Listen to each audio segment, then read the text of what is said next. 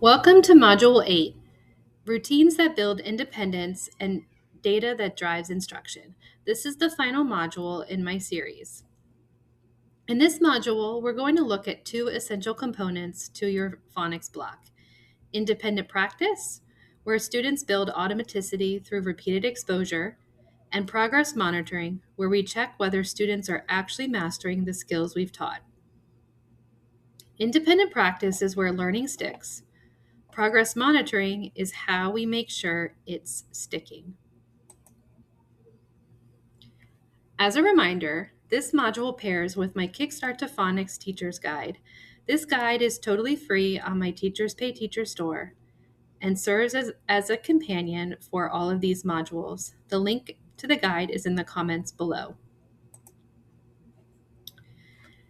So, independent practice. Independent practice is not a filler. It's not something to do while a teacher works with groups. It is a critical part of phonics routines where students strengthen decoding, encoding, fluency, and application through meaningful repetition. My guide emphasizes that independent practice should be aligned, predictable, and skill focused. When students know exactly what to do and the task matches the phonics skill of the week, they build confidence and mastery. Independent practice should reinforce current phonics skills or phonics skills students have already learned. It should provide multiple exposures to the same patterns that they are learning or have already been taught. It should strengthen both reading and writing pathways in the brain. It should build automaticity through repetition, and it should allow students to work independently and successfully. The activities you do in independent practice should feel predictable and consistent. And when all these elements are in place, independent practice becomes one of the most powerful parts of your phonics block. Independent practice is where mastery happens. Students need many exposures to phonics patterns before it becomes automatic. Some students need 10, some need 30, some need many more. Independent practice gives students the time and repetition they need without taking away from the whole group instruction. When done consistently, independent practice prevents skills gaps from widening and helps students retain what they've already learned. I have independent practice activities for both letter learning and phonics instruction. The slide you're seeing now shows examples of resources specifically designed for letter learning. The students already are getting letter books when they are doing the letter learning lesson plans. And you can use those letter books because they become perfect repeated readings during independent work time. Students already know the routine, already know the structure, the vocabulary, and this makes them confident and successful rereaders. I also have a wide variety of activities and games that reinforce the letters students have already learned. All of these activities follow my scope and sequence, and they're intentionally designed so students only practice letters they have already been taught. Some examples include the kinesthetic letter formation activity called I Can Learn My ABCs. This is where students trace letters they've learned, they say it, they write it, they find it. You can use puff paint in the part that says feel it to make the letter shapes for the students to feel. I also have handwriting workbook pages that provide additional activities and practice with letter formation. I have beginning sound cards that follow my scope and sequence.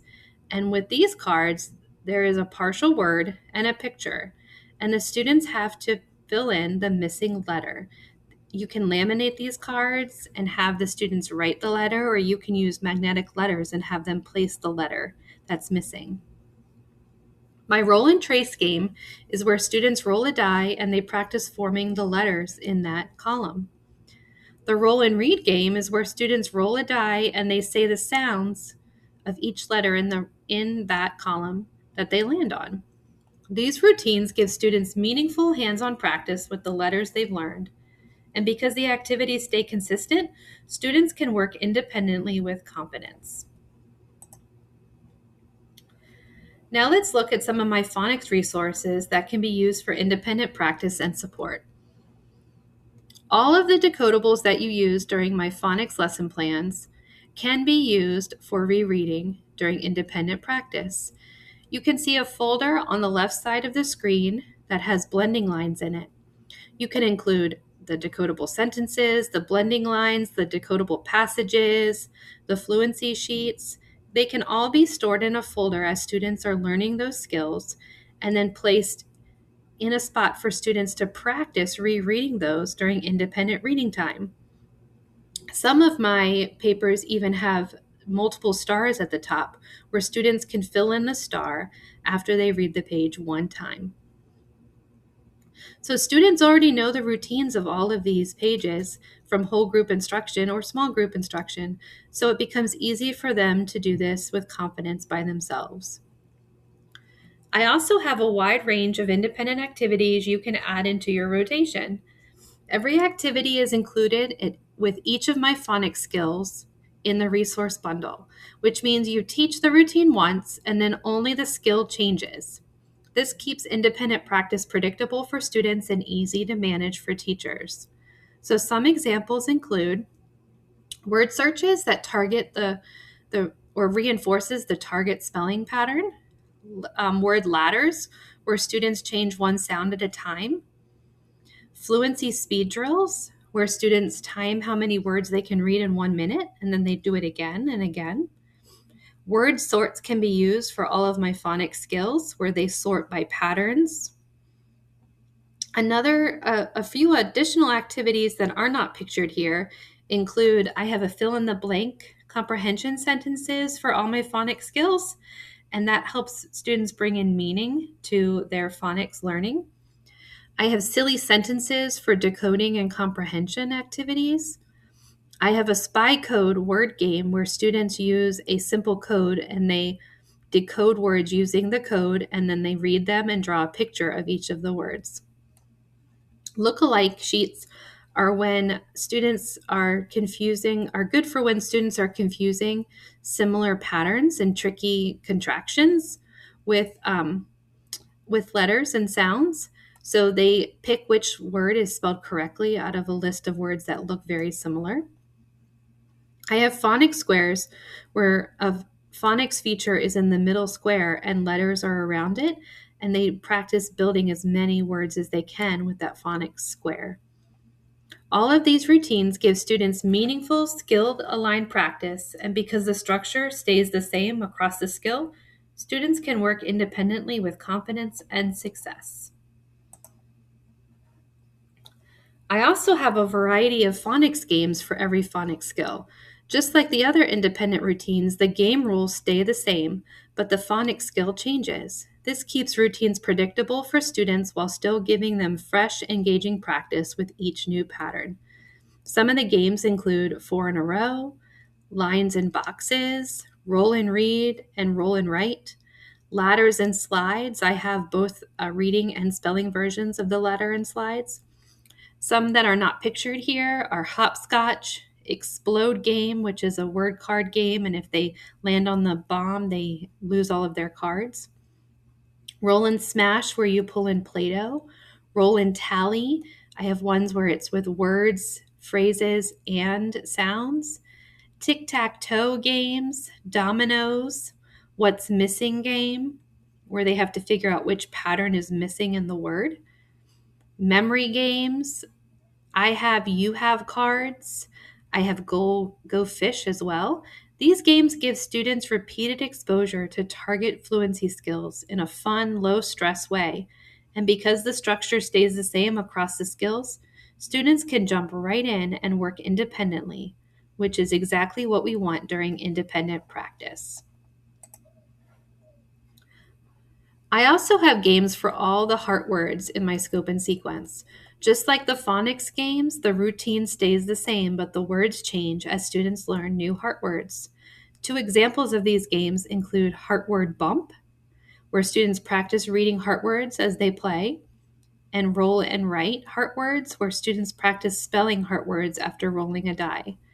These games give students repeated, meaningful practice with irregular high-frequency words. And because the structure is predictable, students can play independently with confidence.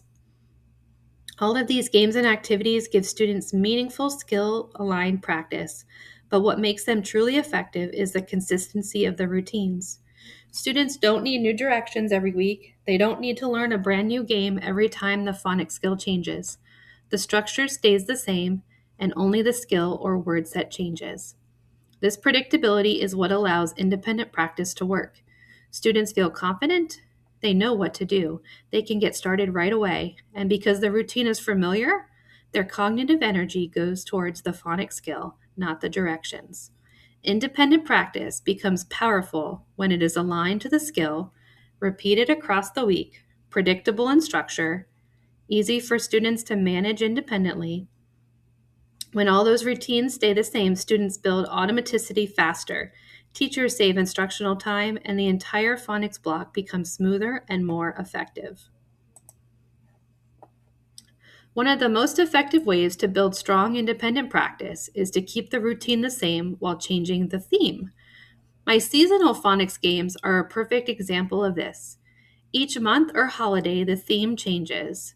So we have pumpkins or snowflakes or hearts or shamrocks or gingerbread men, but the game structure stays exactly the same. This is powerful for several reasons. Students already know how to play the game. You don't have to reteach the directions. Students can get started independently. The cognitive load stays low. The skill becomes the focus, not the directions. And students stay engaged because the theme feels fresh and fun.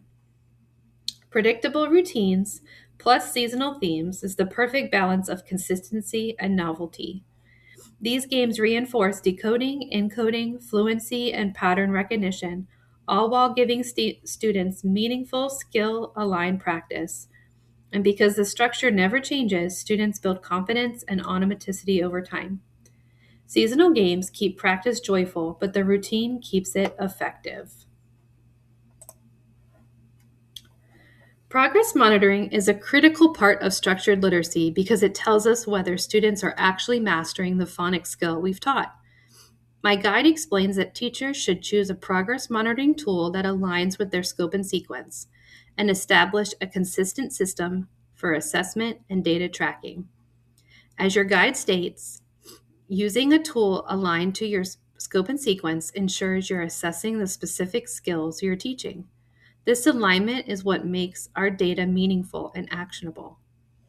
Progress monitoring helps you catch gaps early, adjust instruction frequently, and ensure every student is moving forward.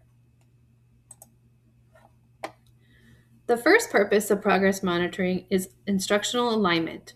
When your assessment tool matches your scope and sequence, you're measuring exactly what you've taught, nothing more, nothing less. My guide emphasizes that this alignment helps to accurately measure whether students are mastering the content as planned. This prevents guesswork and ensures your instructional decisions are grounded in real data. Progress monitoring also helps identify gaps early. Regular progress monitoring allows you to identify the early gaps before they become bigger issues. All of these progress monitoring checks allow you to spot skill gaps or misconceptions early so you can adjust instruction, provide targeted instructions, and prevent students from falling behind. This is the heart of responsive teaching. We don't wait for a unit test to find out if a student is struggling. We catch it in real time. Progress monitoring also tracks growth over time. Progress monitoring helps you track growth across months or weeks. Your guide explains that consistent data collection helps you track student progress and helps you celebrate milestones or adjust pacing as needed. This long view perspective helps you see patterns, celebrate wins, and make informed decisions about pacing and review. Progress monitoring also helps inform instructional decisions. Assessment data should directly inform your instruction. The guide states that progress monitoring helps you group students by skill level, differentiate instruction, and plan small group or one-on-one support based on real-time needs. This is where progress monitoring becomes powerful. It tells you exactly what to reteach, who needs more practice, and how to structure your small groups. Finally, progress monitoring supports communication.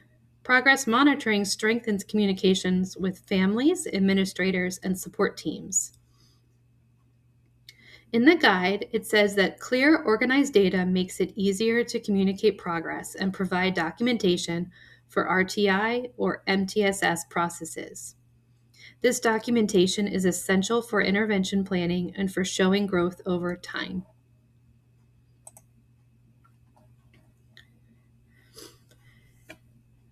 This resource I'm going to share with you is designed to assess both encoding and decoding skills after explicit instruction on a phonics concept. This gives you a complete picture of how students are applying the skill. There are two types of quick checks. I have letter learning quick checks, which you use in kindergarten to assess letter names, sounds, formation, and beginning sounds, and phonics quick checks, which begin once you begin short vowel sounds in the rest of my scope and sequence.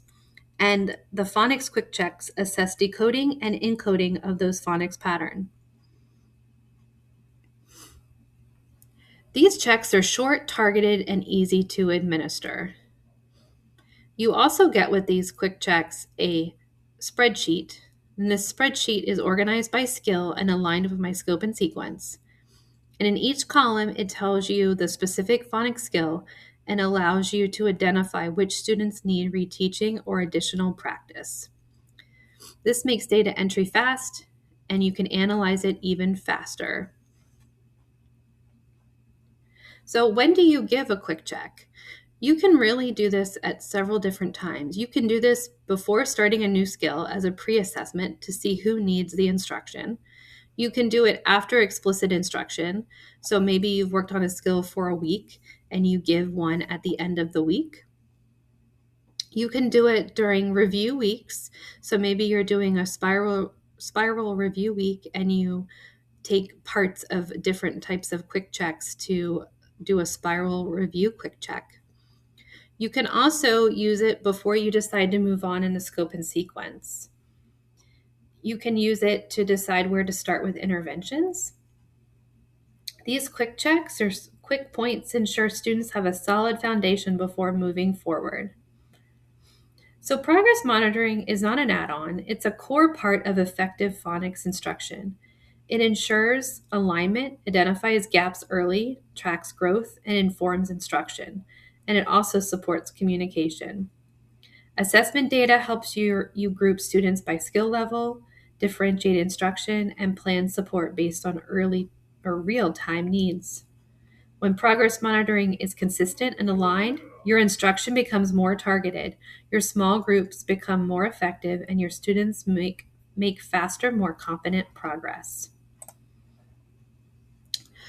Module 8 brings together the two systems that keep your phonics instruction moving forward. Independent practice, where students build mastery, and progress monitoring, where you check that mastery is happening. This is the final module in the Kickstart to Phonics Training Series, but your learning and support doesn't end here. As a reminder, your Kickstart to Phonics teacher guide is packed with details, explanations, visuals, routines, and step-by-step support for everything we've covered. Throughout the guide, you'll also find embedded videos that walk you through key routines, like tap it, map it, write it, successive blending, and picture sorts, so you can revisit them anytime. And don't forget, tiny Training Thursday videos included in the back of the guide.